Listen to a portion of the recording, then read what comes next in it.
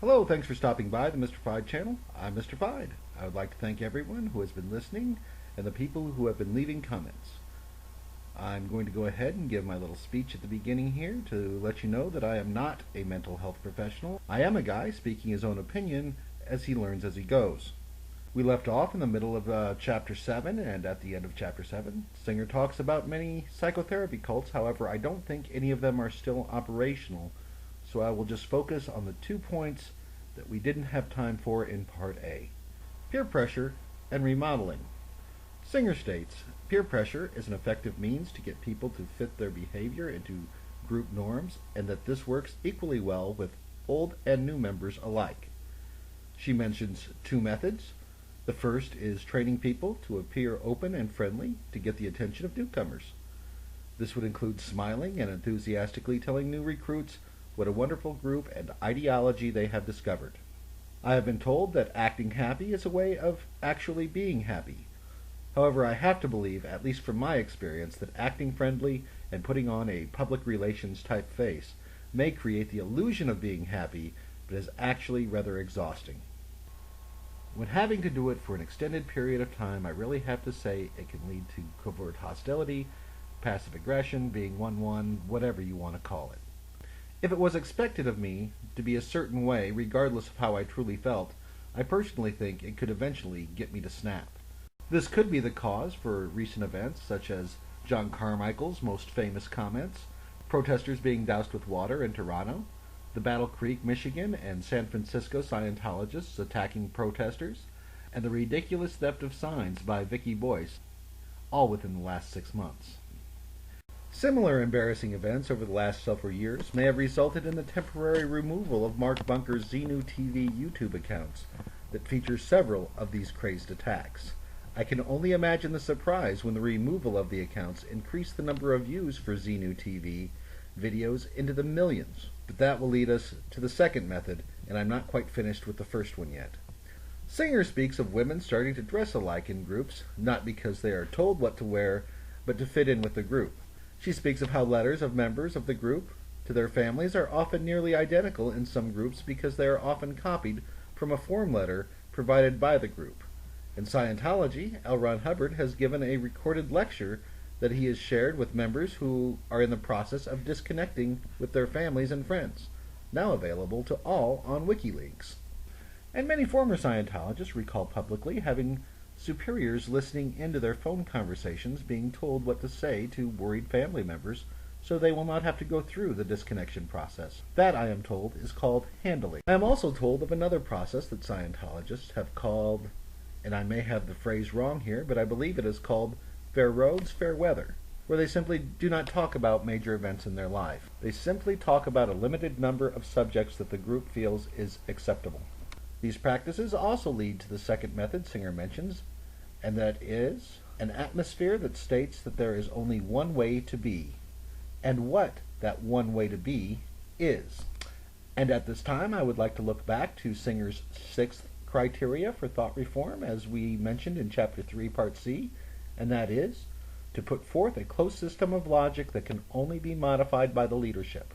This is the closed system of logic I was referring to when the cameraman for this video was told that he was a dirty little gnat with some secrets, because the only people who speak out against the church are people trying to cover up some sort of crime.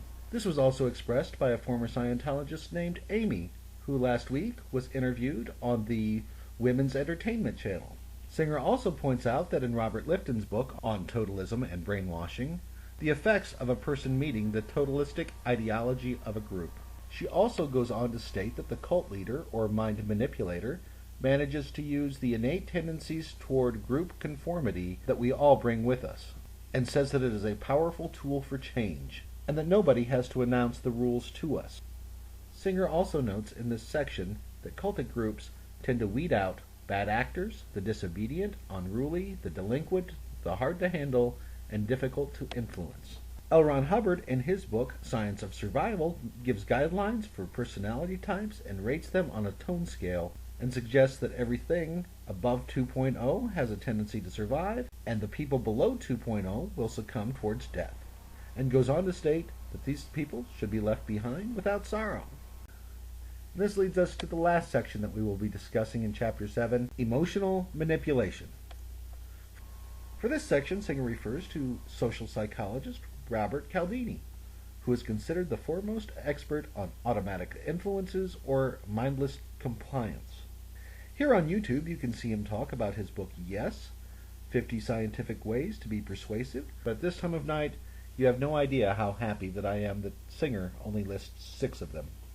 The first is consistency, and by that it is explained that people want to justify their earlier behavior, and if someone gives you something, such as their time and attention or even an Oxford personality test, even if that test is not really from Oxford University, that does seem to take a certain degree of time and effort to explain.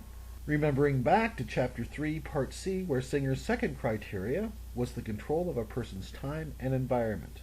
To cast away the gift of someone's time could be perceived as rude and cause a degree of guilt. This leads to number 2, and that also ties in with guilt. And you may recall from Chapter 4 when we discussed the recruiting manual from WikiLinks that Hubbard suggests that you do not offer a person a choice when you tell him you are going to give him something. Tell him that you have already given it and what he must do by the use of 8C control that explains what he must do to get it. And since I have posted Chapter 5 on recruiting, I have discovered this video of Ron describing 8C control and how it is used when getting pre-clears to touch walls and such. The third is social proof, and if you have spent any amount of time looking on YouTube for Scientology information, you are bound to have come across testimonial videos, many of which are quite a bit longer than you would expect, filled with people who are extremely enthusiastic about Scientology, even though the interviews more often than not seem to cut short of any actual information of what Scientology has done for them. This also leads us back to the modeling we discussed in the previous section, as well as the groupthink we discussed in previous chapters. As for numbers 4 and 5, they are liking and authority. You are obviously going to do more for people that you like than people that you don't know, and Scientology's use of celebrity could be seen as a marketing tool used in advertising for years. The celebrity endorsement. It seems to me that many churches have become social networking groups, and any celebrity in the group is at least noteworthy in conversation.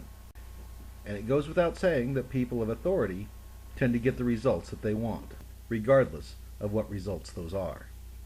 And finally, number 6, scarcity. This has nothing to do with me living 4 or 5 hours from the nearest Church of Scientology org, but more to do with what members will be missing out on, such as bliss or happiness, enlightenment or becoming clear, salvation, and how the cult is the exclusive group that can provide it. I happen to stop this video at 1 minute and 22 seconds, where you can hear Scientologists explain that they are the only real authorities on the mind and that psychiatry and psychology are Stone Age. And speaking of Stone Age, they even managed to slip in that evolution has never been proven. That could possibly be some foreshadowing for any discrepancies the new recruit may find in Hubbard's book, The History of Man. And that is where I'm going to stop for Chapter 7. And I want to let you know that I may be skipping Chapter 8, entitled Intruding into the Workplace, while I try to gather more information about WISE, the branch of Scientology that targets businesses. So if you have any information or leads, please feel free to send them to me. Until then, I'm Mr. Fide.